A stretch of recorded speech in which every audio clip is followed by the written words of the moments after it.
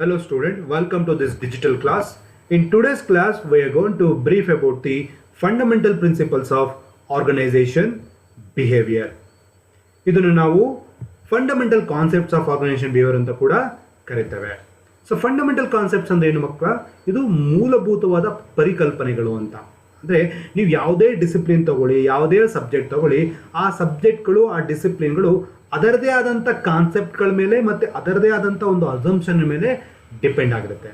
ಈಗ example, accountancy ಓದಿದ್ದೀರಾ. ಅಕೌಂಟೆನ್ಸಿಲಿ ನೀವು first ಓದೋದೇ ಅದರ ಕಾನ್ಸೆಪ್ಟ್ಸ್ಗಳು. ಅದು ಮ್ಯಾಚಿಂಗ್ ಕಾನ್ಸೆಪ್ಟ್ ಆಗಿರ್ಬೋದು, ರಿಯಲೈಸೇಷನ್ ಕಾನ್ಸೆಪ್ಟ್ ಆಗಿರ್ಬೋದು, ಡ್ಯೂಯಲ್ ಕಾನ್ಸೆಪ್ಟ್ ಆಗಿರ್ಬೋದು ಅಲ್ವಾ. ಸೊ ಈ ಕಾನ್ಸೆಪ್ಟ್ ಮೇಲೆ ಇಡೀ ಅಕೌಂಟೆನ್ಸಿ ತನ್ನ ಸಬ್ಜೆಕ್ಟ್ನ ಬಿಲ್ಟ್ ಮಾಡ್ತಾ ಹೋಗುತ್ತೆ. ಮತ್ತು ಈ ಕಾನ್ಸೆಪ್ಟೇ ಅಕೌಂಟೆನ್ಸಿ ಡೆವಲಪ್ಮೆಂಟ್ಗೆ ಕಾರಣ ಆಗಿರುತ್ತೆ. ಅದೇ ರೀತಿ ಆರ್ಗನೈಸೇಷನ್ ಬಿಹೇವಿಯರ್ ಡಿಸಿಪ್ಲಿನ್ ಕೂಡ it is depending on few fundamental concepts, few assumptions. ಈ ಅಸಂಪ್ಷನ್ಗಳು will contribute for the development of the subject. ಇನ್ನೊಂದು ರೀತಿಯಲ್ಲಿ ಹೇಳೋದಾದರೆ ಫಂಡಮೆಂಟಲ್ ಕಾನ್ಸೆಪ್ಟ್ಸ್ ಅಂದರೆ it is like a foundation stone. ನಾವು ಹೇಗೆ ಮನೆ ಕಟ್ಟಬೇಕಾದ್ರೆ ಫೌಂಡೇಶನ್ ಸದೃಢವಾಗಿರಬೇಕು ಅಂತ ಆಸೆ ಪಡ್ತೀವಿ. ಸದೃಢವಾಗಿದ್ದರೆ ಮನೆಯೂ ಕೂಡ ಅಷ್ಟೇ ಸದೃಢವಾಗಿ ಕಟ್ಬೋದು, ಅಷ್ಟೇ ಡ್ಯೂರಬಿಲಿಟಿ ಇರುತ್ತೆ. ಸೊ ಅದೇ ರೀತಿ ಆರ್ಗನೈಸೇಷನ್ ಬಿಹೇವಿಯರ್ ಫೀಲ್ಡ್ ಆಫ್ ಸ್ಟಡಿಯಲ್ಲೂ ಕೂಡ ಹಲವಾರು ಕಾನ್ಸೆಪ್ಟ್ಸ್ಗಳಿವೆ. ಈ ಕಾನ್ಸೆಪ್ಟ್ಸ್ಗಳು ಕೆಲವೊಂದು ವ್ಯಕ್ತಿಗೆ ಸಂಬಂಧವಾಗಿರುತ್ತೆ, ಅಂದರೆ ಇಂಡಿವಿಜುವಲ್ಗೆ ಸಂಬಂಧವಾಗಿರುತ್ತೆ. ಕೆಲವು ಕಾನ್ಸೆಪ್ಟ್ಸ್ಗಳು ಆರ್ಗನೈಸೇಷನ್ ಅಂದರೆ ಸಂಸ್ಥೆಗೆ ಸಂಬಂಧಪಟ್ಟದಂತಾಗಿರುತ್ತದೆ. ಆಯಿತಾ? ಈ ಕಾನ್ಸೆಪ್ಟ್ಗಳು over all development of the organisation ಬಿಹೇವಿಯರಿಂದ organisation it is necessary. So ಅದಕ್ಕಾಗಿ ಯಾವುದೇ ಒಬ್ಬ manager before studying a behaviour of individual or a group or a organisation itself, you should have a minimum awareness about this concepts.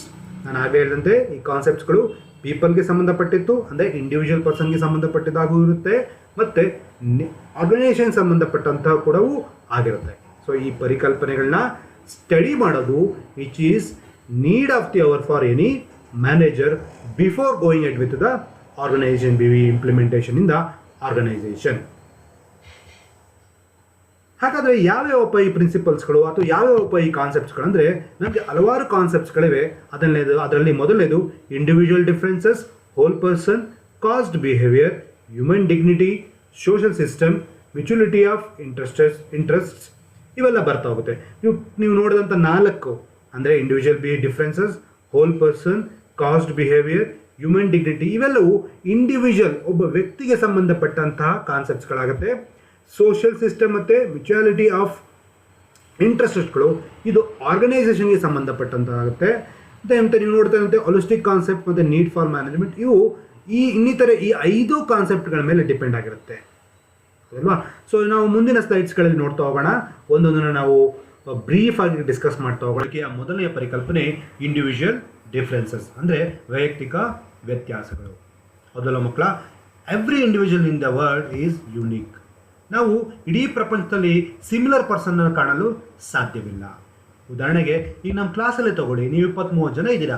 ನಿಮ್ಮ ಸಹಪಾಠಿಗಳ ಜೊತೆ compare ಮಾಡ್ಕೊಳ್ಳಿ, you will find a many differences between you and your friends. ಒಂದ್ಸಲ ಅನ್ಸುತ್ತೆ ನಾವೆಲ್ಲ similar, ನಾವೆಲ್ಲ same ಅಂತ ನಿಮ್ಗೆ ಅನಿಸ್ಬೋದು.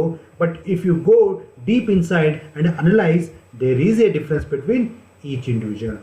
So ಈ ಕಾನ್ಸೆಪ್ಟ್ ಏನು ಹೇಳುತ್ತೆ ಅಂದರೆ ಎವ್ರಿ ಇಂಡಿವಿಜುವಲ್ ಈಸ್ ಯೂನಿಕ್ ಅಂತ. ಜೊತೆಗೆ ಹುಟ್ಟಿದಂಥ ಅಣ್ಣ ತಮ್ಮ, ಅಕ್ಕ ತಂಗಿನ ಜೊತೆ ಕಂಪೇರ್ ಮಾಡ್ಕೊಳ್ಳಿ. ನೀವು ಅವ್ರ ಜೊತೆ 20-30 ವರ್ಷದಿಂದ ಜೊತೆಲಿ ಬೆಳೆದಿರ್ತೀರ, ಒಂದೇ ಮನೇಲಿ ಬೆಳೆದಿರ್ತೀರ, ಆದರೂ ಕೂಡ ನಿಮ್ಮ ನಡುವೆ ವ್ಯತ್ಯಾಸ ಇರುತ್ತೆ. ಅದು ಜಾಣತನದಲ್ಲಿರ್ಬೋದು, ವೈಯಕ್ತಿಕವಾದ ಗುಣಗಳಿರ್ಬೋದು, ಭೌತಿಕ ಗುಣವಾಗಿರ್ಬೋದು. ಈ ಎಲ್ಲ ಆಸ್ಪೆಕ್ಟ್ಸ್ಗಳಲ್ಲಿ there is a difference between each individual. Even for the twins, ಅವಳಿ ಜೋಳಿ ಮಕ್ಕಳು ಹುಟ್ಟಿರ್ತಾರಲ್ಲ, ಅವ್ರನ್ನ ಬೇಕಾದ್ರೆ ನೋಡಿ, ಆ ಮಕ್ಕಳುಗಳ ನಡುವೆಯೂ ಕೂಡ ಹಲವಾರು ವ್ಯತ್ಯಾಸಗಳು ಇರುತ್ತೆ. ಒರಿಜಿನಲಿ ಈ ಕಾನ್ಸೆಪ್ಟ್ ಅಥವಾ ಈ ಐಡಿಯಾನ ನಾವು ಟೇಕನ್ ಫ್ರಮ್ ಸೈಕಾಲಜಿ. ಇದನ್ನು ನಾವು ಸೈಕಾಲಜಿಯಿಂದ ಎರವಲು ತಗೊಂಡು ನಮ್ಮ ಆರ್ಗನೈಸೇಷನ್ ಸ್ಟಡಿ ಅಥವಾ ಆರ್ಗನೈಸೇಷನ್ ಬಿಹೇವಿಯರ್ ಸ್ಟಡಿಯಲ್ಲಿ ನಾವು ಇಂಪ್ಲಿಮೆಂಟ್ ಮಾಡಿದ್ದೀವಿ. So keeping in this mind, every manager should think of this concept before making any study of the behaviour in the organisation. So ಇಲ್ಲಿ ಮ್ಯಾನೇಜರ್ ಏನು ಥಿಂಕ್ ಮಾಡಬೇಕಂದ್ರೆ, there is a difference in individuals ಅಂದಮೇಲೆ each employee has his own way of getting motivated. So ಇಲ್ಲಿ ಮ್ಯಾನೇಜರ್ನ ಕೆಲಸ ಯಾವ individual ಅವನ behaviour differences ಏನಿದೆ ಅಂತ ಅರ್ಥ ಮಾಡ್ಕೋಬೇಕು. ಅದರ ಪ್ರಕಾರ ಅವನು ಆ ಇಂಡಿವಿಜುವಲ್ ಜೊತೆ ಅವನು ನಡ್ಕೋಬೇಕಾಗತ್ತೆ, ನಡ್ಕೊಂಡು ಮತ್ತು ಅವನ್ನ ಮೋಟಿವೇಟ್ ಮಾಡಬೇಕಾಗತ್ತೆ. ಈ ಸಂಸ್ಥೆಯಲ್ಲಿ ಎಲ್ಲರೂ ಒಂದೇ ಥರ ಟ್ರೀಟ್ ಮಾಡೋಕ್ಕೆ ಸಾಧ್ಯ ಇಲ್ಲ ಅಲ್ವಾ. ಹಾಗಾಗಿ ಇಂಡಿವಿಜುವಲ್ ಡಿಫ್ರೆನ್ಸ್ ಏನು ಹೇಳುತ್ತೆ, the people are employees have their own knowledge, skill, ability, attitude, perception, personality and all other behavioral factors. So this is the a basic concept and is a very important concept of organization behavior. Second concept of organization behavior is a whole person concept. This concept states that every individual is a whole person, ಅಂದರೆ ಸಂಪೂರ್ಣ ಮನುಷ್ಯ. Example, ನಾವೇನಾದರೂ recruitment ಮಾಡಿ ಒಬ್ಬ ವ್ಯಕ್ತಿ ನಮ್ಮ ಆಫೀಸಿಗೆ ಬರ್ತಾನೆ ಅಂದರೆ ಅವನ ಜೊತೆ ನಾಲೆಡ್ಜ್, ಸ್ಕಿಲ್, ಅಬಿಲಿಟಿ ಮಾತ್ರ ತರಲ್ಲ, ಅದರ ಜೊತೆ ಅವನ ಲೈಕ್ಸ್, ಡಿಸ್ಲೈಕ್ಸ್, ಅವನ ಸ್ಟ್ರೆಂತ್, ವೀಕ್ನೆಸ್, ಹಾಗೆ ಹಲವಾರು ಲಿಮಿಟೇಷನ್ನ ಒತ್ತಿ ಅವನು ಬಂದಿರ್ತಾನೆ. ಹಾಗಾಗಿ ಒಬ್ಬ ಮ್ಯಾನೇಜರ್ ಅಥವಾ ಮ್ಯಾನೇಜ್ಮೆಂಟ್ ಒಬ್ಬ ಎಂಪ್ಲಾಯಿನ ನೋಡಬೇಕಾದ್ರೆ ಅವನನ್ನು ಹೋಲ್ ಪರ್ಸನ್ ಆಗಿ ನಾವು ನೋಡಬೇಕಾಗತ್ತೆ. ಐಸೋಲೇಟ್ ಮಾಡಿ ನೋಡೋಕ್ಕಾಗೋದಿಲ್ಲ. ಅವನ ವರ್ಕ್ ಲೈಫ್ನು ಮತ್ತು ಅವನ ಫ್ಯಾಮಿಲಿ ಲೈಫ್ನ ಬೇರೆ ಮಾಡಿ ಅಥವಾ ಅವೆರಡನ್ನು ಸಪ್ರೇಟಾಗಿ ನೋಡೋಕ್ಕೆ ಆಗೋದಿಲ್ಲ. ಅವೆರಡರ ಮಧ್ಯೆಯೂ ಕೂಡ ಅದರದೇ ಆದಂಥ ಇಂಪ್ಯಾಕ್ಟ್ಗಳಿರ್ತವೆ. Office life and work life have a inter collection. So ಹಾಗಾಗಿ ಈ ಕಾನ್ಸೆಪ್ಟ್ ಏನು ಹೇಳುತ್ತಂದರೆ, ಒಬ್ಬ ವ್ಯಕ್ತಿ is a whole person. He has both work life as well as family life. So ಹಾಗಾಗಿ ಇಲ್ಲಿ ನಾವು ಬರೀ ಅವನ ನಾಲೆಡ್ಜ್ ಮತ್ತು ಸ್ಕಿಲ್ ಮತ್ತು ಅಬಿಲಿಟಿಗೆ ಮಾತ್ರ ನಾವು ಅವನು ನೋಡಿ ಕೆಲಸ ತಗೊಳ್ಳೋದಲ್ಲದೆ, ಅದರ ಜೊತೆಗೆ ಆ ವ್ಯಕ್ತಿಗೆ ತನ್ನದೇ ಆದ ಇಂಡಿವಿಜುವಲ್ ಇಂಟರ್ಪರ್ಸನಲ್ ಆಸ್ಪೆಕ್ಟ್ಸ್ಗಳು ಅಥವಾ ಬಿಹೇವಿಯರ್ ಫ್ಯಾಕ್ಟರ್ಸ್ಗಳಿರ್ತವೆ, ಅದನ್ನು ಕೂಡ ನಾವು ಗೌರವಿಸಬೇಕಾಗುತ್ತೆ. ಎಕ್ಸಾಂಪಲ್, ಒಬ್ಬ ಮಹಿಳೆ ಕೆಲಸಕ್ಕೆ ಬರ್ತಾರೆ ಅಂದರೆ ಆಕೆ ತನ್ನ ಮನಸ್ಸಿನ ಎಲ್ಲೋ ಒಂದು ಕಡೆ ತನ್ನ ಮಗು ಶಾಲೆಗೆ ಹೋಗಿದೆಯಾ, ಶಾಲೆಯಲ್ಲಿ ಏನು ಮಾಡ್ತಾಯಿದೆ, ಶಾಲೆಯಿಂದ ಬಂದಿರ್ಬೋದಾ ಈಗ, ಅಥವಾ ಅವ್ರ ತಂದೆಗೆ ಹುಷಾರಿಲ್ಲ ಅಂದರೆ ನನ್ನ ತಂದೆ ಹೇಗಿದ್ದಾರೆ, ಈಗ ರಿಕವರ್ ಆಗಿದ್ದಾರಾ, ಊಟ ಮಾಡಿದ್ದಾರಾ ಇಲ್ವಾ, ಹೀಗೆ ಹಲವಾರು ಪ್ರಶ್ನೆಗಳು ಆಕೆಯ ತಲೆಯಲ್ಲಿ ಓಡ್ತಾ ಇರುತ್ತೆ. ಹಾಗಾಗಿ ಆಕೆ ಒಂದು ಆಫೀಸಿಗೆ ಬಂದಿದ ತಕ್ಷಣ ಅವೆಲ್ಲವನ್ನು ಮರ್ತಿ ಆಕೆ ಎಂಪ್ಲಾಯಿ ಆಗಿ ಕೆಲಸ ಮಾಡ್ತಾಳೆ ಅಂತ ಹೇಳೋಕ್ಕೆ ಸಾಧ್ಯವಿಲ್ಲ. This is called as whole person. Whole person ಅಂದರೆ ಆ ಪರ್ಸನ್ಗೆ ತನ್ನ ವರ್ಕ್ ಲೈಫಿನ ಜೊತೆ ಫ್ಯಾಮಿಲಿ ಲೈಫ್ ಕೂಡ ಇಂಪ್ಯಾಕ್ಟ್ ಮಾಡುತ್ತೆ. ಅಥವಾ ಹಲವಾರು ಆಫೀಸಿನ ಹೊರಗಡೆ ಇರುವಂಥ ಹಲವಾರು ಫ್ಯಾಕ್ಟರ್ಸ್ಗಳು ಆ ವ್ಯಕ್ತಿಯ ಮೇಲೆ ಪರಿಣಾಮ ಬೀರುತ್ತೆ. ಇನ್ ಟರ್ನ್ ಅದು ಅವನ ಪರ್ಫಾರ್ಮೆನ್ಸ್ಗೂ ಕೂಡ ಅಫೆಕ್ಟ್ ಮಾಡುತ್ತೆ. ಹಾಗಾಗಿ ಈ ಕಾನ್ಸೆಪ್ಟ್ನ ಗುರುತಿಸಿ ಈಗಂತೂ ಹಲವಾರು ಕಂಪ್ನಿಗಳು, ಸ್ಪೆಷಲಿ IT ಕಂಪ್ನಿಗಳು ಎಂಪ್ಲಾಯೀಸ್ನ ಹೋಲ್ ಪರ್ಸನ್ ಆಗಿ ನೋಡ್ತಾ ಇದೆ. ಅದಕ್ಕಾಗಿಯೇ ಹಲವಾರು ಫೆಸಿಲಿಟಿಗಳನ್ನ ಈ ಪರ್ಸನ್ಸ್ ಅಥವಾ ಎಂಪ್ಲಾಯೀಸ್ಗಳಿಗೆ ಕೊಡ್ತಾ ಇದೆ. ಫ್ಲೆಕ್ಸಿಬಲ್ ವರ್ಕಿಂಗ್ ಅವರ್ಸ್, ಯಾವ ಟೈಮಲ್ಲಾದ್ರೂ ಬಂದು ಕೆಲಸ ಮಾಡಿ ಅಂತ ವರ್ಕಿಂಗ್ ಕೊಟ್ಟಿದೆ. ವರ್ಕ್ ಫ್ರಮ್ ಹೋಮ್ ಫೆಸಿಲಿಟಿ ಕೊಟ್ಟಿದೆ. ಜಿಮ್ ಇರ್ಬೋದು, ಕ್ರೆಚ್ ಫೆಸಿಲಿಟಿ ಇರ್ಬೋದು, ಮತ್ತು ನಿಮ್ಮ ಗೂಗಲಲ್ಲಿ ನಿಮಗೆ ನಿಮ್ಮ ಆಫೀಸ್ ಪ್ರಿಮಿಸಸಲ್ಲಿ ನಿಮಗೆ ಏರ್ ಕಟ್ಟು, ಬುಟಿಕ್ಕು, ಮತ್ತು ನಿಮಗೆ ಸ್ಪಾ ಫೆಸಿಲಿಟಿ, ಮತ್ತು ಯೋಗ ಫೆಸಿಲಿಟಿ, ಮಸಾಜ್ ಫೆಸಿಲಿಟಿ, ಹೀಗೆ ಹಲವಾರು ಫೆಸಿಲಿಟಿಗಳನ್ನ ನಿಮಗೆ ಎಂಪ್ಲಾಯೀಸ್ಗೆ ಕಂಪ್ನಿಗಳು ಕೊಡ್ತದೆ. ಯಾಕಂದರೆ ಈ ಕಂಪ್ನಿಗಳೆಲ್ಲವೂ ಈ ಕಾನ್ಸೆಪ್ಟ್, ಎ ಹೋಲ್ ಪರ್ಸನ್ ಕಾನ್ಸೆಪ್ಟ್ನ ರೆಕಗ್ನೈಸ್ ಮಾಡಿದೆ. ವ್ಯಕ್ತಿಯ ಪರ್ಫಾರ್ಮೆನ್ಸ್ ಆತನ ನಾಲೆಡ್ಜ್ಗಿಂತ ಹೆಚ್ಚಾಗಿ, ಆತನ ಎಬಿಲಿಟಿಗಿಂತ ಹೆಚ್ಚಾಗಿ ಆತನ ಪರ್ಸ್ನಲ್ ಲೈಫ್ ಕೂಡ ಆತನ ಪರ್ಫಾರ್ಮೆನ್ಸ್ ಮೇಲೆ ಎಫೆಕ್ಟ್ ಮಾಡುತ್ತೆ. ಹಾಗಾಗಿ to boost is energy, to boost is satisfaction, company is taking all sort of efforts to implement a whole person concept. Concept is caused behavior, ಅಂದರೆ ನಡವಳಿಕೆಗೆ ಕಾರಣ. ಹೌದು, ನಮ್ಮ ಜೀವನದಲ್ಲಿ ನಾವಿರುವ ರೀತಿ, ನಮ್ಮ ನಡವಳಿಕೆ ಮತ್ತು ನಮ್ಮ ನಡವಳಿಕೆಯಲ್ಲಿ ಏನಾದರೂ ಬದಲಾವಣೆ ಆದರೆ definitely there will be a cause behind it. ಹೌದಲ್ವಾ? ಈ ಕಾನ್ಸೆಪ್ಟ್ ಹೇಳೋ ಪ್ರಕಾರ behavior is caused, it is not random. ನಮ್ಮ ನಡವಳಿಕೆ ಸುಮ್ಮನೆ ಗೊತ್ತು ಗುರಿ ಇಲ್ಲದೆ ಆಗೋವಂಥದ್ದಲ್ಲ, ಅಥವಾ ಗೊತ್ತು ಇಲ್ಲದೆ ಚೇಂಜ್ ಆಗೋದಂಥದ್ದಲ್ಲ. ನಮ್ಮ ಬಿಹೇವಿಯರಲ್ಲಿ ಚೇಂಜಸ್ ಅಥವಾ ನಮ್ಮ ಈ ಬಿಹೇವಿಯರ್ಗೆ ಹಲವಾರು ಕಾರಣಗಳಿರುತ್ತೆ. So this concept gives a tips to the manager that each manager should understand the cause behind the behavior, cause behind the action. Example, ಒಬ್ಬ ವ್ಯಕ್ತಿ, ಒಬ್ಬ employee every day if he comes late to the organization, there should be some cause for that. So manager should understand that cause. Manager should discuss with the employee, then he can have a resolution. So ಹಲವಾರು ಕಾನ್ಫ್ಲಿಕ್ಟ್ಸ್ಗಳಾಗುತ್ತೆ ಆರ್ಗನೈಸೇಷನಲ್ಲಿ. Subordinate ಜೊತೆ, ನಮ್ಮ superior ಜೊತೆ, ಅಥವಾ ನಮ್ಮ ಆಫೀಸಿನ working condition ಜೊತೆ, ಹೀಗೆ ಹಲವಾರು ಕಾನ್ಫ್ಲಿಕ್ಟ್ಸ್ಗಳಾಗುತ್ತೆ, ಹಲವಾರು ಜಗಳಗಳೆಲ್ಲ ಆಗ್ತಾ ಇರುತ್ತೆ. ಸೊ ಇದಕ್ಕೆ as A manager V should see the cos behind that. So when you see the root cause, then definitely we'll have the solution for that, and we can easily resolve the conflict. That is what this concept says. Every behavior has a cause. Here the manager or a people manager should understand the cause behind it. ಅದಲ್ವಾ, ಒಬ್ಬ ವ್ಯಕ್ತಿ ಆಫೀಸ್ಗೆ ಲೇಟಾಗಿ ಬರೋದಿರಲಿ, ಒಬ್ಬ ಸಹೋದ್ಯೋಗಿ ಜೊತೆ ಜಗಳ ಆಡೋದಿರಲಿ, ಅಥವಾ customer ಜೊತೆ ಆತನ ವರ್ತನೆ ಸರಿ ಇಲ್ಲ ಅಂದರೆ definitely there will be a cause behind it.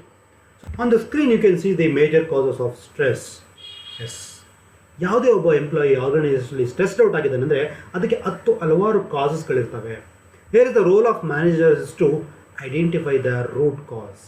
ಹೌದಲ್ವಾ, ಒಬ್ಬ ಎಂಪ್ಲಾಯಿ ಸ್ಟ್ರೆಸ್ಡ್ ಔಟ್ ಆಗಿದ್ದಾನೆ ಅಂದರೆ ಅದಕ್ಕೆ ಹಲವಾರು ಕಾಸಸ್ಗಳಿರ್ತವೆ. ಅದು may be because of the poor working condition ಇರ್ಬೋದು, ಓವರ್ಲೋಡ್ ಆಫ್ ದ ವರ್ಕ್ ಇರ್ಬೋದು, ಅಥವಾ under load of the work ಇರ್ಬೋದು, ಅವ್ರಿಗೆ ಎಮೋಷ್ನಲಿ ಅಥವಾ ಬಿಹೇವಿಯರ್ಲಿ ಸಪೋರ್ಟ್ ಇಲ್ಲದೆ ಇರ್ಬೋದು, ಅಥವಾ ಅವನ ಟೀಮಲ್ಲಿ ಅಥವಾ ಮ್ಯಾನೇಜರ್ ಜೊತೆ ಕಾನ್ಫ್ಲಿಕ್ಟ್ ಇರ್ಬೋದು, ಅಥವಾ ಅವನಿಗೆ ರೋಲ್ ಕಾನ್ಫ್ಲಿಕ್ಟ್ ಇರ್ಬೋದು, ಅಥವಾ ಅವ್ನ ಶಿಫ್ಟ್ ಅಥವಾ ಟೈಮಿಂಗಲ್ಲಿ ಅವನಿಗೆ ಪ್ರಾಬ್ಲಮ್ ಇರ್ಬೋದು, ಅಥವಾ ಫ್ಯಾಮಿಲಿ ಪ್ರಾಬ್ಲಮ್ಸ್ ಇರ್ಬೋದು. ಹೀಗೆ ಹಲವು ಕಾಸಸ್ಗಳಿರ್ತವೆ ಅವನ ಆ ಸ್ಟ್ರೆಸ್ಡ್ ಔಟ್ ಬಿಹೇವಿಯರ್ಗೆ. ನೀವು ಚಿಕ್ಕದಲ್ಲಿ ಒಂದು ಕತೆ ಕೇಳಿದಿರ, 2 ಗಿಣಿ ಮರಿ ಇರ್ತವೆ. ಅವು ಡ್ಯೂ ಟು ಯಾವ ಜೋರು ಮಳೆ ಬಂದಾಗ ಅವು ತನ್ನ ತಾಯಿಯಿಂದ ಬೇರೆ ಆಗ್ತವೆ. ಒಂದು ಗಿಣಿ ಮರಿ ಹೋಗಿ ಒಂದು ಆಶ್ರಮ ಸೇರಿಕೊಳ್ಳುತ್ತೆ, ಒಂದು ಗಿಣಿ ಮರಿ ಹೋಗಿ ಒಂದು ಕಳ್ಳರ ಗುಂಪನ್ನು ಸೇರಿಕೊಳ್ಳುತ್ತೆ. ಸ್ವಲ್ಪ ದಿನಗಳಾದ ನಡುವೆ ನಂತರ ಒಂದು ಗಿಣಿ ಯಾವ ಗಿಣಿ ಆಶ್ರಮದಲ್ಲಿ ಬೆಳೆದಿತ್ತು ಅದರ ಬಿಹೇವಿಯರು ಅದು ಉತ್ತಮವಾಗಿರುತ್ತೆ. ಲೈಕ್ ಅತಿಥಿಗಳಿಗೆ ಸತ್ಕಾರ ಮಾಡೋದು, ಅವರಿಗೆ ಒಳ್ಳೆ ಸಂಸ್ಕಾರವನ್ನು ಬೆಳೆಸ್ಕೊಂಡಿರುತ್ತೆ, ಬಂದವ್ರಿಗೆ ಗ್ರೀಟ್ ಮಾಡುತ್ತೆ, ಖುಷಿಯಿಂದ ಮಾತಾಡಿಸುತ್ತೆ, ಒಳ್ಳೆಯ ಸ್ವಭಾವನ ಒಳಗೊಂಡಿರುತ್ತೆ. ಅದೇ ಇನ್ನೊಂದು ಗಿಣಿ, ಜೊತೆಯಲ್ಲಿ ಹುಟ್ಟಿದಂಥ ಇನ್ನೊಂದು ಗಿಣಿ ಎಲ್ಲಿ ಸೇರಿಕೊಂಡಿತ್ತು? ಕಳ್ಳರ ಗುಂಪಲ್ಲಿ ಸೇರಿಕೊಂಡಿತ್ತು. ಆ ಗಿಣಿಯಲ್ಲಿ ಬಿದ್ದಂಥ ಬಿಹೇವಿಯರ್ ಏನಂದರೆ, ಯಾರು ನೋಡಿದರೆ ಒಡಿ, ಸುಲಿಗೆ ಮಾಡು, ಕಿತ್ಕೋ, ಕಳ್ತನ ಮಾಡು, ಈ ಥರ ಬಿಹೇವಿಯರ್ ಬಂದುಬಿಟ್ಟಿರುತ್ತೆ. ಅದಲ್ವಾ? ಹಾಗಾಗಿ every behavior or every individual behavior is caused. It is not random. ಎಲ್ಲದಕ್ಕೂ ಅದರದೇ ಆದಂಥ ಒಂದು ಕಾಸ್ ಇರುತ್ತೆ. ಈ ಕಾಸನ್ನು management or manager should understand. Human dignity, ಮಾನವನ ಘನತೆ. So far we have discussed 3 concepts which is more or less related to a scientific conclusion. This is a special concept which is related to a ethical philosophy. ಅಲ್ವಾ? ಈ concept ಹೇಳೋ ಪ್ರಕಾರ every individual should be treated with respect and dignity. ಹೌದಲ್ಲ ಮಕ್ಕಳ? ನಮಗೆ ಯಾರು respect ಕೊಡಲ್ವೋ ಅಥವಾ ನಮಗೆ ಎಲ್ಲಿ ಡಿಗ್ನಿಫೈ ನಡೆಸ್ಕೊಳ್ಳಲ್ವೋ ಆ ಜಾಗಕ್ಕೆ ನಾವು ಹೋಗಕ್ಕೆ ಇಷ್ಟಪಡಲ್ಲ. ಎಲ್ಲಿ ನಮಗೆ ರೆಸ್ಪೆಕ್ಟು ಡಿಗ್ನಿಫೈ ನಡೆಸ್ಕೊತಾರೆ, ನಮಗೆ ನಮ್ಮ ಭಾವನೆಗಳಿಗೆ ಸ್ಪಂದಿಸ್ತಾರೆ, ನಮ್ಮ ಭಾವನೆಗಳಿಗೆ ರೆಸ್ಪೆಕ್ಟ್ ಕೊಡ್ತಾರೆ, ಅಂಥ ಜಾಗದಲ್ಲಿ ಅಲ್ಲಿ ನಮ್ಮನ್ನು ನಾವು ಪೂರ್ಣ ಪ್ರಮಾಣದಲ್ಲಿ ತೊಡಸ್ಕೊತೀವಿ. ಹೌದಲ್ವಾ? ಸೊ ಹಾಗಾಗಿ ನಾವು ಎವ್ರಿ ಇಂಡಿವಿಜುವಲ್ ನಾವು should treat with A higher level of respect and dignity. ಅದಕ್ಕೆ ಒಂದು ವರ್ಡ್ ಇದೆ, ಡಿಗ್ನಿಟಿ ಆಫ್ ಲೇಬರ್ ಅಂತ ಕರಿತೇವೆ ಅಲ್ವಾ?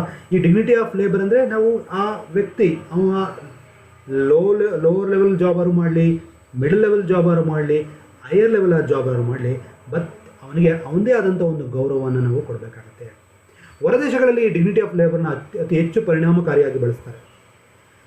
ಎಸ್ಪೆಷಲಿ ಆಸ್ಟ್ರೇಲಿಯಾ ಎಂಬ ಒಂದು ದೇಶದಲ್ಲಿ though that person is belong to a low level job, like housekeeping ಇರ್ಬೋದು, ಸ್ವೀಪರ್ಸ್ ಇರ್ಬೋದು, ಅಥವಾ ಕ್ಲೀನಿಂಗ್ ಇರ್ಬೋದು, ಅಥವಾ ಮೆಕ್ಯಾನಿಕ್ ಇರ್ಬೋದು, ಅಥವಾ ಗ್ಯಾರೇಜಲ್ಲಿ ಕೆಲಸ ಮಾಡುವಂಥ ಹುಡುಗರು ಇರ್ಬೋದು, ಎಲ್ಲರನ್ನೂ ಅವರು ಡಿಗ್ನಿಟಿ ಆಫ್ ಲೇಬರ್ ಮೂಲಕ ಅವ್ರನ್ನ ಟ್ರೀಟ್ ಮಾಡ್ತಾರೆ. ಅಂದರೆ ಹ್ಯೂಜ್ ರೆಸ್ಪೆಕ್ಟ್ ಮತ್ತು ಡಿಗ್ನಿಟಿಯಿಂದ ಅವ್ರನ್ನ ನಡೆಸ್ಕೋತಾರೆ. ಸೊ ನಮ್ಮ ದೇಶದಲ್ಲಿ ಕಂಪೇರಿಟಿವ್ಲಿ ಆಸ್ಟ್ರೇಲಿಯಾ ಅದು ಇನ್ನೂ ಹೆಚ್ಚು ಪರಿಣಾಮಕಾರಿಯಾಗಿ ಫಾಲೋ ಆಗ್ತಾಯಿಲ್ಲ. ನಾವು ಯಾಕೆ ಒಬ್ಬ ಮನುಷ್ಯನಿಗೆ ಡಿಗ್ನಿಫೈ ಆಗಿ ಅದನಿಗೆ ರೆಸ್ಪೆಕ್ಟ್ ಕೊಡಬೇಕಂದ್ರೆ, we are not like a machine, we are not like a material, we are not like a method ಅಲ್ವಾ? Person, men is a different from all other factors of production ಅಲ್ವಾ? ಅದಕ್ಕೆ ಜೀವ ಇರೋದಿಲ್ಲ, ಮೆಟೀರಿಯಲ್ಗೆ ಜೀವ ಇಲ್ಲ, ಮೆಥಡ್ಗೆ ಜೀವ ಇಲ್ಲ, ಮೆಷಿನ್ಗೆ ಜೀವ ಇಲ್ಲ, ಅದಕ್ಕೆ ಭಾವನೆಗಳಿಲ್ಲ, ಅದಕ್ಕೆ ಹೃದಯ ಇಲ್ಲ, ಅದಕ್ಕೆ ಮನಸ್ಸಿಲ್ಲ. So human is having all this sort of stimulus or all sort of respect he wants.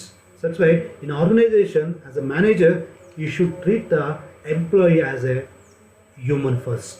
You should give a due respect to the and dignity to the employee. That is mutuality of interest, paraspara asakti. ಈ concept ಒಂದು ಘೋಷವಾಕ್ಯನ ಹೇಳುತ್ತೆ, organisation needs people, people need organisation to satisfy their own goals, to attain their own goals. ಹೌದಲ್ಲ ಮಕ್ಕಳ? So organisation needs people, people also needs organisation. When they both work together they can achieve the shared goal. ಹೌದಲ್ವಾ? So individual they join the organisation to attain their goal. ಹಾಗೆ organisation ಕೂಡ ಇಂಡಿವಿಜುವಲ್ಸ್ನ ಅಥವಾ ಎಂಪ್ಲಾಯ್ನ recruitment ಮಾಡ್ಬೋದು. ಯಾಕೆ? To achieve organisation goal. So when there is a mutuality, when they are in the same track, definitely they can achieve the overall effectiveness. If there is no mutuality, definitely that will end up with a war, that may end up with so many conflicts. So again, mutuality encourages people to take a risk. People encourages the employees to take any kind of risk. They work together to achieve the organization goal. If there is no mutuality, definitely that will end up with some conflicts. That's why this concept stresses on a mutuality of interest. ಪರಸ್ಪರ ಆಸಕ್ತಿಯಿಂದ ಕೆಲಸ ಮಾಡಬೇಕು ಅಂತ ಈ concept ನಮಗೆ ಹೇಳ್ಕೊಡುತ್ತೆ.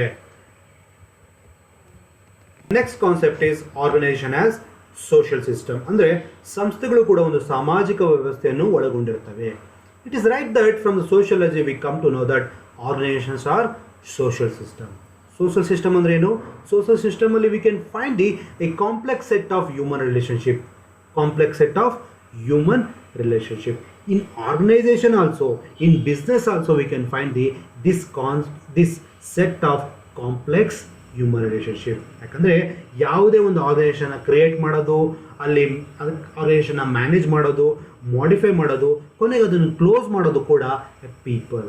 Hence, in organization, we can find this complex set of human behavior, interdependence, interrelationship ನಾವು ಆರ್ಗನೈಸೇಷನಲ್ಲಿ ನೋಡ್ಬೋದು. ಹಾಗಾಗಿ ನಾವು ಆರ್ಗನೈಸೇಷನ್ನ ಸೋಷಿಯಲ್ ಸಿಸ್ಟಮ್ ಅಂತ ಕೂಡ ಕರಿಬೋದು.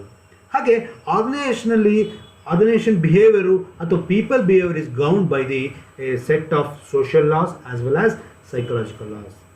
ಹಾಗೆ ಆರ್ಗನೈಸೇಷನಲ್ಲಿ ಇಂಡಿವಿಜುವಲ್ ಮತ್ತು group behaviour have a intact relationship. ಅಂದರೆ ಗ್ರೂಪಿನ ಬಿಹೇವಿಯರ್ ಇಂಡಿವಿಜುವಲ್ ಪರ್ಫಾರ್ಮೆನ್ಸ್ ಮೇಲೆ ಪರಿಣಾಮ ಬೀರುತ್ತೆ. ಹಾಗೆ ಇಂಡಿವಿಜುವಲ್ನ ಬಿಹೇವಿಯರ್ ಗ್ರೂಪಿನ ಪರ್ಫಾರ್ಮೆನ್ಸ್ ಅಥವಾ ಗ್ರೂಪಿನ ಬಿಹೇವಿಯರ್ ಮೇಲೆ ಪರಿಣಾಮ ಬೀರುತ್ತೆ. ಎಕ್ಸಾಂಪಲ್, ನೀವು ಯಾವುದೇ ಒಂದು ಕಂಪನಿ ತೊಗೊಳ್ಳಿ, ಯಾವುದೇ ಒಂದು ಸಂಸ್ಥೆ ತೊಗೊಳ್ಳಿ, ನನ್ನ ಕಲೀಗ್ ನನ್ನ ಜೊತೆ ಕೆಲಸ ಮಾಡ್ತಾರೋನ attitude towards work definitely have a impact on my performance on my job. ಅದಲ್ವಾ? ಹಾಗೆ ನಾನು ಹೇಗೆ ಕೆಲಸ ಮಾಡ್ತಿದ್ದೀನಿ ಅನ್ನೋದು ಕೂಡ ನನ್ನ ಕಲೀಗ್ ಮೇಲೆ, ಅವನ ಕೆಲಸದ ಮೇಲೆ ಪರಿಣಾಮ ಬೀರುತ್ತೆ.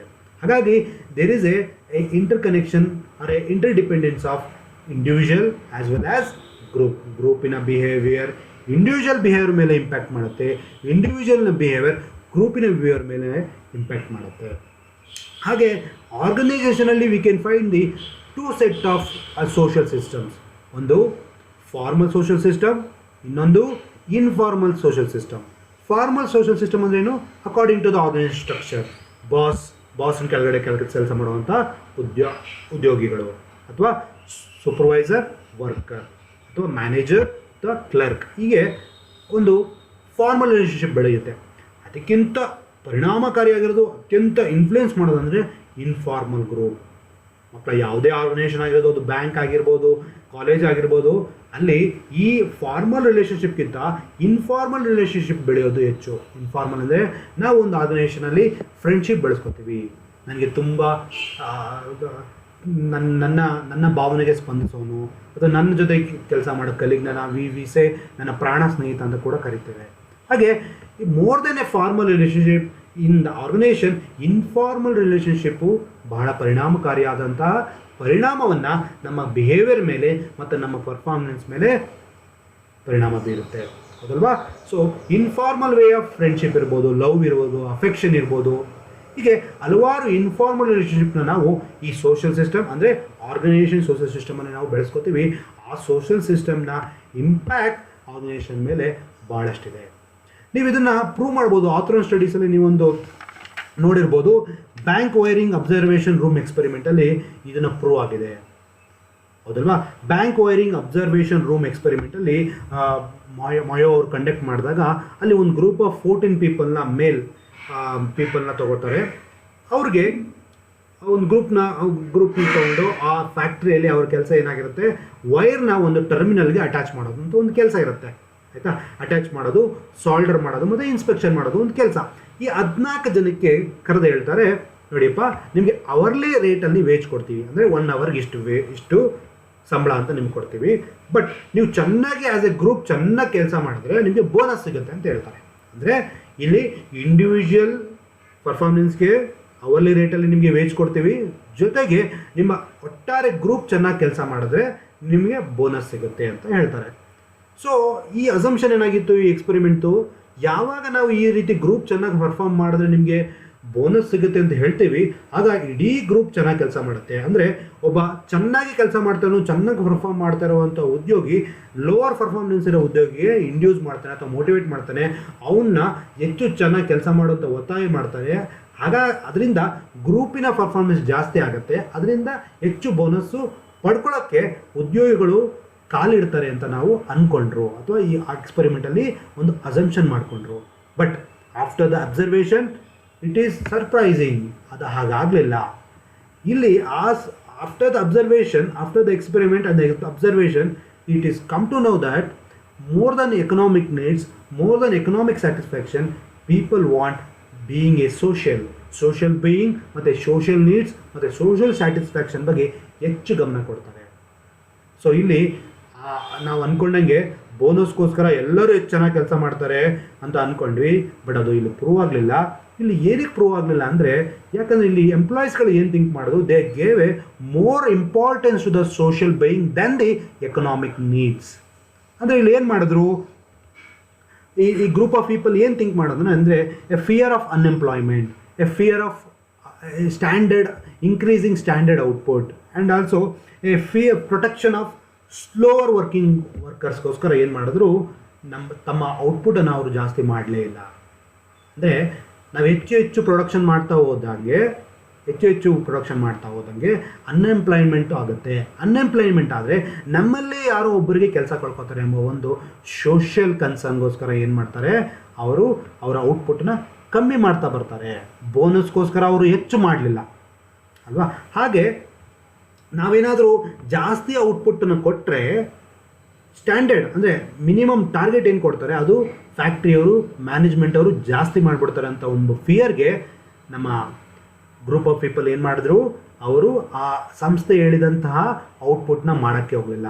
ಅವರು ಒಂದು 700 ಔಟ್ಪುಟ್ ಕೊಡಿ ಅಂತ ಹೇಳಿದ್ರೆ ಇವರು ಬರೀ 600 ಮಾಡಿದ್ರು. ಯಾಕೆಂದರೆ fear of unemployment and also A fear of losing job and the fear of setting A higher standards, ಹೆಚ್ಚು ಟಾರ್ಗೆಟ್ನ ಜಾಸ್ತಿ ಮಾಡಿಬಿಡ್ತಾರೆ ಅಂತ. ಹಾಗೆ ಮತ್ತು ಇನ್ನೊಂದು ಮೂಲಭೂತವಾದ ಕಾರಣ ಏನಂದರೆ, to protect the slower workers. ಅಂದರೆ ಯಾರು ಸ್ವಲ್ಪ ನಿಧಾನವಾಗಿ ಕೆಲಸ ಮಾಡ್ತಿದ್ರು, ಕಡಿಮೆ ಪ್ರೊಡಕ್ಷನ್ ಕೊಡ್ತಿದ್ರು, ಅವ್ರನ್ನ ಪ್ರೊಟೆಕ್ಟ್ ಮಾಡೋಕ್ಕೋಸ್ಕರ ಉಳಿದ ಗ್ರೂಪಿನಲ್ಲಿದ್ದಂಥ ಇನ್ನಿತರೆ ವರ್ಕರ್ಸು ಅವ್ರನ್ನ ಪ್ರೊಟೆಕ್ಟ್ ಮಾಡಿದ್ರು. ಅಂದರೆ ಆ ಸ್ಲೋವರ್ ವರ್ಕಿಂಗ್ ಪೀಪಲ್ಗೂ ಕೂಡ ಫ್ಯಾಮಿಲಿ ಇರುತ್ತೆ, ಅವನಿಗೂ ಹೆಂಡತಿ ಮಕ್ಕಳು ಇರ್ತಾರೆ. ಅವ್ನಿಗೆ ಏನಾದರೂ ನಾವು ಪರ್ಫಾರ್ಮೆನ್ಸ್ ಮಾಡಿಲ್ಲ, ಅವನಿಂದ ಕೆಲಸನ ತೆಗೆದಾಕಿದ್ರೆ ಅವ್ನಿಗೆ ಇಂಪ್ಯಾಕ್ಟ್ ಆಗುತ್ತೆ. ಸೊ ಹಾಗಾಗಿ ಗ್ರೂಪಲ್ಲಿದ್ದವರೆಲ್ಲ ಏನು ಮಾಡಿದ್ರು, ಆ ಸ್ಲೋವರ್ ವರ್ಕರ್ ಅಥವಾ ಸ್ಲೋವಾಗಿ ಏನು ಕೆಲಸ ಕೊಡ್ತದೆ, ಸ್ವಲ್ಪ ಎಫಿಷಿಯನ್ಸಿ ಕಡಿಮೆ ಇರುತ್ತಲ್ಲ, ಆ ವರ್ಕರ್ನ ಪ್ರೊಟೆಕ್ಷನ್ಗೆ ನಿಂತ್ಕೊಂಡ್ರು. ಅವನ್ನ ಪ್ರೊಟೆಕ್ಷನ್ಗೋಸ್ಕರ ಇಡೀ ಗ್ರೂಪ್ ಏನು ಮಾಡ್ತು, ತಮ್ಮ ಔಟ್ಪುಟ್ನ ಕಮ್ಮಿ ಮಾಡಿಕೊಂಡ್ರು. ಅಂದರೆ ಮಕ್ಕಳ ಈ ಎಕ್ಸ್ಪೆರಿಮೆಂಟಲ್ಲಿ ಏನು ಗೊತ್ತಾಯಿತು ಅಂದರೆ, always people will not work towards A social needs, for the economic needs ಅಲ್ವಾ. ಎಕನಾಮಿಕ್ ನೀಡ್ಸ್ಗಿಂತ ಅವರಿಗೆ ಮುಖ್ಯವಾದದ್ದು ಯಾವುದು, being social norms, social importance, ಇವು ಭಾಳ ಇಂಪಾರ್ಟೆಂಟ್ ಆಯಿತು. ಹಾಗಾಗಿ ಅವರು ಹೆಚ್ಚು ಬೋನಸ್ಗಿಂತ ಹೆಚ್ಚಾಗಿ ಅವ್ರು ನೋಡಿದ್ದೇನು, ಅನ್ಎಂಪ್ಲಾಯ್ಮೆಂಟ್ ಆಗಬಾರ್ದು, ಔಟ್ಪುಟ್ನ ಸ್ಟ್ಯಾಂಡರ್ಡ್ನ ಜಾಸ್ತಿ ಮಾಡ್ಕೊಬರ್ಬೋದು, ಮತ್ತು ನನ್ನ ಕಲೀಗ್ನ ನಾನು ಪ್ರೊಟೆಕ್ಟ್ ಮಾಡಬೇಕು, ಸ್ಲೋವರ್ ವರ್ಕಿಂಗ್ ಪ್ರೊಟೆಕ್ಟ್ ಮಾಡಬೇಕು. ಹಾಗೆ ಒಟ್ಟಾರೆ ಈ ಎಕ್ಸ್ಪೆರಿಮೆಂಟ್ ಏನು ಹೇಳ್ತು ಅಂದರೆ, ನೀವು ಫಾರ್ಮಲಾಗಿ ಏನು ಕೊಡ್ತೀರಾ ಆರ್ಗನೈಸೇಷನ್ಲಿ, ಅದಕ್ಕಿಂತ ಹೆಚ್ಚಾಗಿ ಇನ್ಫಾರ್ಮಲ್ ಆಗಿ ಏನಿರುತ್ತೆ ಆರ್ಗನೈಸೇಷನಲ್ಲಿ, ಇನ್ಫಾರ್ಮಲ್ ರಿಲೇಷನ್ಶಿಪ್ ಇರ್ಬೋದು, informal way supervisor will speak to the staff, ಅಂದರೆ ಇನ್ಫಾರ್ಮಲಾಗಿ ನಾವು ಹೇಗೆ ಎಂಪ್ಲಾಯೀಸ್ ಜೊತೆ ನಾವು ಈ ರಿಲೇಷನ್ಶಿಪ್ ಇಟ್ಕೊತಿರ್ತೀವಿ, ಅದು ತಮ್ಮ ಔಟ್ಪುಟ್ಗೆ ನೇರವಾದ ಕನೆಕ್ಷನ್ ಇದೆ. ಸೊ ಹಾಗಾಗಿ organization as a social system ಅಂತ ನೀವು ಎಲ್ಲ ಉದಾಹರಣೆಗಳಲ್ಲೂ ಪ್ರೂವ್ ಆಗಿದೆ. So here management should give more importance to the social being of the employee. ಅವನ ಜೊತೆ ಮಾತುಕತೆ ಆಡಬೇಕು, ಅವನ ಸೋಷಿಯಲ್ ಇಂಪಾರ್ಟೆನ್ಸ್ ಕೊಡಬೇಕು, ಅವನದೇ ಆದಂಥ ಒಂದು ಸೋಷಿಯಲ್ ರೋಲ್ ಇರುತ್ತೆ, ಸೋಷಿಯಲ್ ಸ್ಟೇಟಸ್ ಇರುತ್ತೆ, ಅದಕ್ಕೆ ಹೆಚ್ಚು ನಾವು ಉತ್ತೇಜನ ಕೊಡಬೇಕು ಮತ್ತು ಅದನ್ನು ಹೆಚ್ಚಾಗಿ ನಾವು ಗಮನಿಸಬೇಕು. ಹೀಗೆ ಮ್ಯಾನೇಜ್ಮೆಂಟ್ ಸೋಷಿಯಲ್ ಬೀಯಿಂಗ್ ಮತ್ತು ಸೋಷಿಯಲ್ ನಾರ್ಮ್ಸ್ಗೆ ನಾವು ಬೆಲೆ ಕೊಟ್ಟರೆ definitely in the organization we can have the advantages. The last fundamental concept of organization behavior is holistic concept. So far we have discussed 6 important fundamental concepts of organization behavior. When these all 6 important fundamental concepts put together, clubbed together, the holistic concept emerges. This concept says whenever you are analyzing the people and organization, you should give importance to the, and you should be in terms of whole person, whole group, whole organization and whole social system perspective. ಅಂದರೆ holistic concept ಏನು ಹೇಳುತ್ತೆ ಅಂದರೆ, ನೀವು ಯಾವುದೇ ಒಂದು ವಿಷಯವನ್ನು analysis ಮಾಡಬೇಕಾದ್ರೆ, ಯಾವುದೇ ಒಂದು ಸಂದರ್ಭನ ಅನಲಿಸಿಸ್ ಮಾಡಬೇಕಾದ್ರೆ in organisation we should see as a whole. ಒಂದು ವಿಷಯನ ಅಥವಾ ಒಂದು ಸಂಗತಿನ ಒಂದು ಸೆಪರೇಟಾಗಿ ನೀನು ನೋಡಬೇಡ, ಅದರ ಸುತ್ತಮುತ್ತಲಿರುವ ಎಷ್ಟು ಸಾಧ್ಯವಾಗುತ್ತೋ ಅಷ್ಟು ಅದರ ಸುತ್ತಮುತ್ತಲಿರುವಂತಹ ಎಲಿಮೆಂಟ್ಸ್ಗಳನ್ನ, ಅದ್ರ ಮೇಲೆ ಪರಿಣಾಮ ಬೀಳುವಂಥ ಎಲಿಮೆಂಟ್ಸ್ಗಳನ್ನ, ಆಸ್ಪೆಕ್ಟ್ಸ್ಗಳನ್ನ, ಕಾನ್ಸೆಪ್ಟ್ಸ್ಗಳನ್ನ ಸ್ಟಡಿ ಮಾಡು. ಆಮೇಲೆ ಅದರ ಬಗ್ಗೆ ಆ ಸಂದರ್ಭದ ಮೇಲೆ ಆ ಸಂಗತಿಯ ಬಗ್ಗೆ ಒಂದು ನಿರ್ಧಾರ ತಗೋ ಅಂತ ಹೇಳುವಂಥ ಒಂದು ಕಾನ್ಸೆಪ್ಟೇ holistic concept. Here we should see as a whole. ಈಗ ಯಾವುದಾದ್ರು ಒಂದು ಕಾರ್ಖಾನೆಯಲ್ಲಿ ಒಂದು ಆಕ್ಸಿಡೆಂಟ್ ಆಯಿತು ಅಂದರೆ ಆ ಆಕ್ಸಿಡೆಂಟ್ ಒಂದನ್ನು ಮಾತ್ರ ನೋಡಬಾರ್ದು, ಆಕ್ಸಿಡೆಂಟಿಗೆ ಕಾರಣವಾದಂಥ ಇನ್ನಿತರೆ ಅದು ಸುತ್ತಮುತ್ತಲಿರುವ ಎಲ್ಲ ಕಾರ್ಯಗಳನ್ನು, ಚಟುವಟಿಕೆಗಳನ್ನು ನಾವು ಅನಲಿಸಿಸ್ ಮಾಡ್ಬೋದು.